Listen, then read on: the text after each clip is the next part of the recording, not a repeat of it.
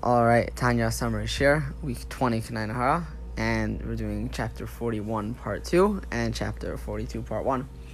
So, last week, in chapter 41, we started off by saying that a person needs to have an appreciation of love and fear of Hashem. These are themes that we've been discussing since chapter 35, ultimately building up, and the Alter Rebbe now gets into the nitty-gritty of discussing practical, how do you have love and fear of Hashem, and why each one is important, and how it's important, and all of the different interplays of that.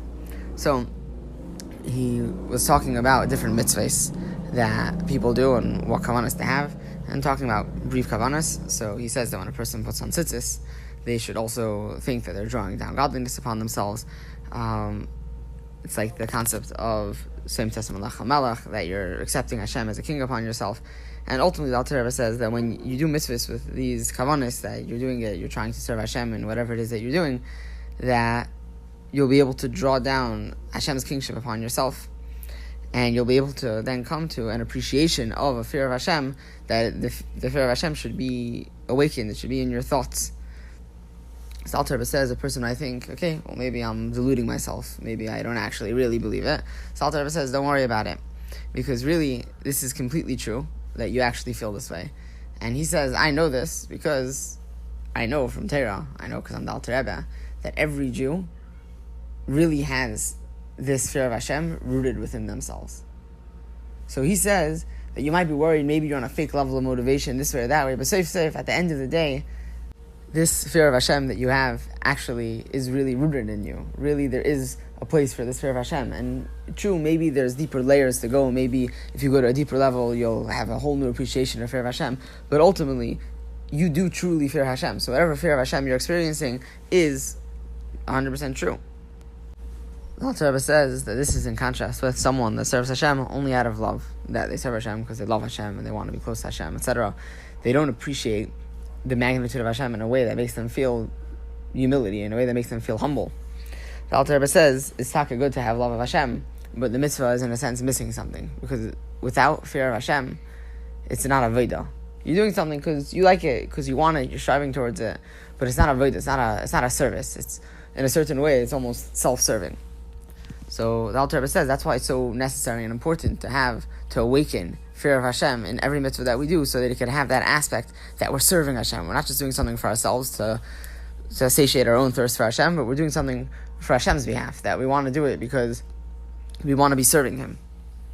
The Alter Rebbe says the classical example of this is, we say in Rosh Hashanah davening, im kavanim, im kavadim, that we relate to Hashem whether as children, whether as servants. The Alter Rebbe says we need to have both of them. We need to be both on the level of a child that loves the parent and really wants to connect to them.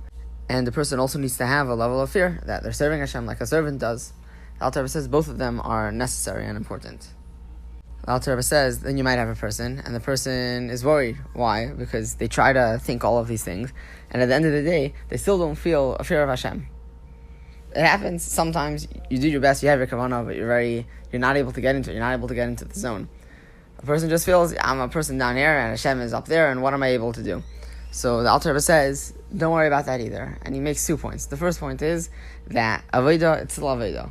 As long as that's your intention behind what you're doing, you're still serving Hashem as a servant, because you're not doing it saying, I want to do it because I enjoy it, I want to do it because I appreciate it. You're doing it, your thought process that you're having right before you do it, or even as you're doing it, is I'm doing it for Hashem. So even though naturally you would imagine that you would get the aspect of fear, and you get the aspect that you're serving Hashem, you would imagine that they come as one. That if you're standing before Hashem and you feel humility, and you're doing it because Hashem asked you for it, you would imagine that would cause that, you have the fear and you have the avodah, that you're serving Hashem. But the Alter Rebbe says, not necessarily. You could look at them as 2 separate aspects, that as long as you have the right kavanah, even if you don't feel it, even if it's not properly appreciated in your mind, but if that's your motivation for doing it, you're doing it to do it for Hashem, then you're serving Hashem. But then the Alter Rebbe says, I'll take you a step deeper. I'll tell you that really, in reality, when you have that kavanah that you don't feel, that kavanah that isn't able to stay in your mind, that's still yira. The Alter Rebbe says it's comparable to a person that has fear of another person, that they're afraid of the other person, and not necessarily is it a fear that they have that it's constant and it's conscious. The person is an intimidating person. You ask them if they fear the person, and they think, yeah, they fear the person. And as long as they're thinking about their relation to that person, that they might have fear of them, that is fear. Fear isn't limited to you need to be quaking in your boots. Fear is an appreciation of the magnitude of what the thing that you're fearing is. So if a person is very strong and you're scared that they're going to beat you up, you're scared of that. It doesn't mean that you need to walk around 24/7 being scared of that person. It means that you're consciously aware that that person is stronger than you and that person can definitely take you in a fight. So the Alter Rebbe says this is what it also is with fear of Hashem, that as long as we appreciate, Hashem is taka greater than us, and Hashem really, all the kavanos we said at the beginning of Parak Aleph, that the entire world is like nothing before Him, and still He chooses to unite Himself with us and with each individual. Each individual person needs to think that Hashem cares about them particularly. That's very humbling. So that thought alone, that itself is the thought of fear, and that itself is fear of Hashem.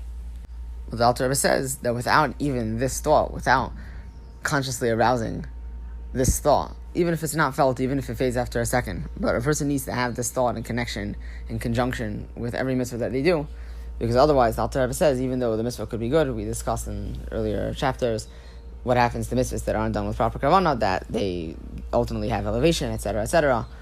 But the Alter Rebbe says, for this particular mitzvah, if you want to send it up express, it needs to have its wings, and its wings are its love and its fear, and that's why a person needs to be careful to try to do every mitzvah with at least a little bit of love and a little bit of fear.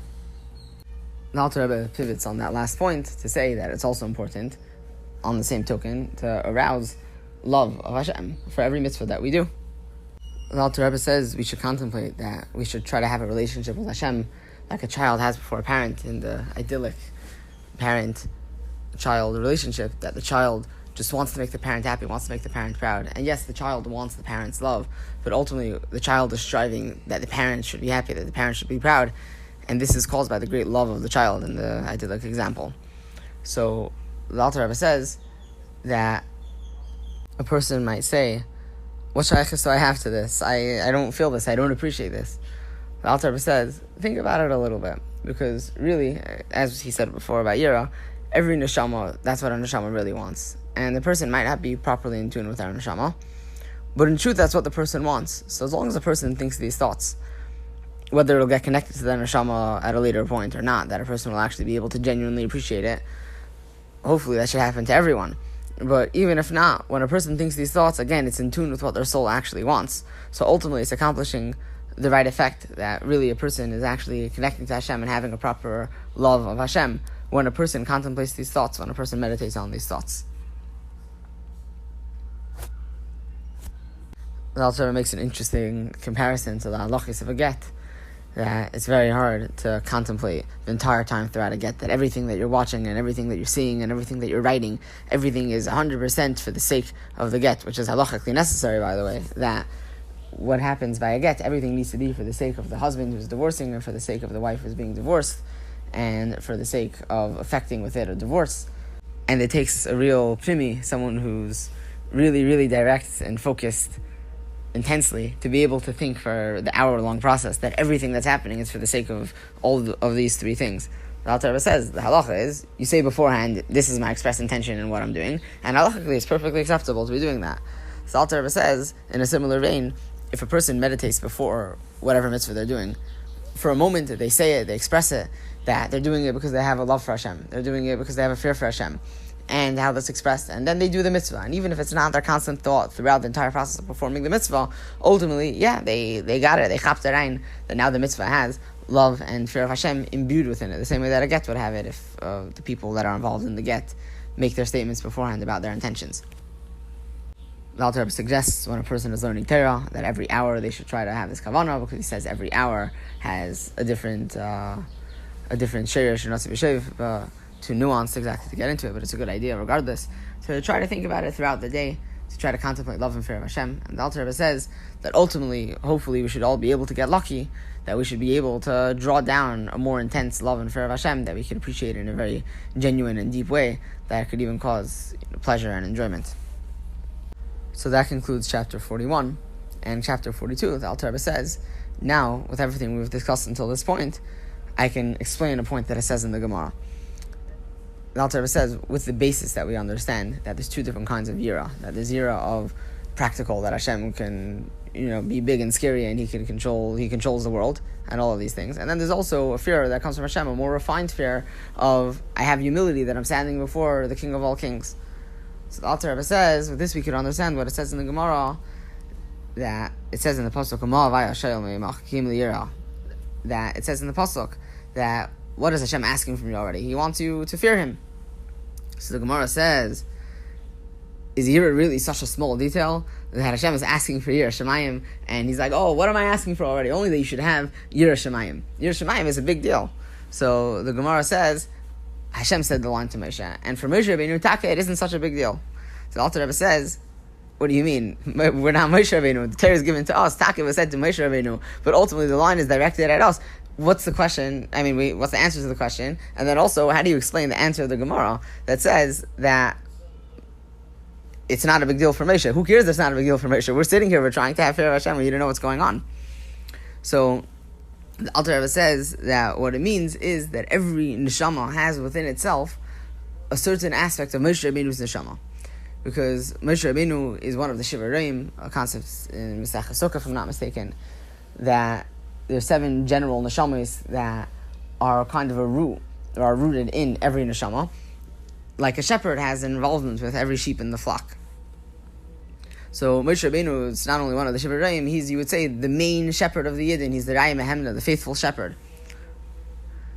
And Moshe Rabbeinu, his spiritual source, is in Das of Atzilus, or Das Elyon of Yitzveres of Atzilus, which are united with Hashem. Ultimately, Moshe Rabbeinu, his whole inyan is to connect Yidden to Hashem. Because the Alter Rebbe says that Das it means knowledge, but it's a kind of knowledge that connects between intellect and emotions. It's the idea, it's the point where you're able to say, this idea that I'm thinking about in theory is able to actually have actual practical relevance to me. The classic example of this is sometimes you have people that they smoke, and they could even be a professor of oncology, that they study cancer for a living, and they know everything about how it works, but they still smoke. Why? Because even though they know all of the information, and they know how detrimental smoking is to a person's health, but they don't have that connection, that all of that information that they have is really relevant to them.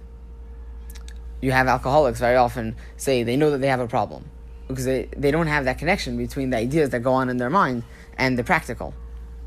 So the Alter Rebbe says, Moshe Rabbeinu, his source is in this kind of place where the same thing comes from, where this idea comes from, the Maila, the idea that you're able to have a connection point between an idea and a feeling, a practical feeling. The Alter Rebbe says Moshe Rabbeinu's neshama is from that source. And as such, that's Moshe Rabbeinu's whole thing, that Moshe Rabbeinu is trying to connect Hashem, this very abstract, in a sense, kind of creator who doesn't fully properly exist in the world, but does at the same time. It's very hard to get a hold on him, and then we're the very practical, low physical world. And Moshe Rabbeinu's whole thing is he's trying to connect Yidden to Hashem, trying to connect the world at large to Hashem. Ultimately, this will be fulfilled when Mashiach comes, a time about which it says that no one will ever ask their friend, or rather no one will ever teach their friend to know Hashem, because everyone will know Hashem. We'll have that connection. We'll be actually in sync and in tune with Hashem. But that's Moshe Rabbeinu's thing, for the time being at least, that he accomplishes that connection between Yidden and Hashem. So that's kind of an interesting place to be leaving off. I feel like Pesach in general maybe fluctuated the schedule, that it goes usually a theme for a week. But in Miras Hashem, in the next week we'll be discussing all of these details, fleshing them out a little bit more, and ultimately we'll understand the answers to all of these questions in Miras Hashem. So looking forward to that. And Chag Kosher Sameach, and a good second day is a good Yom Tov for the second days.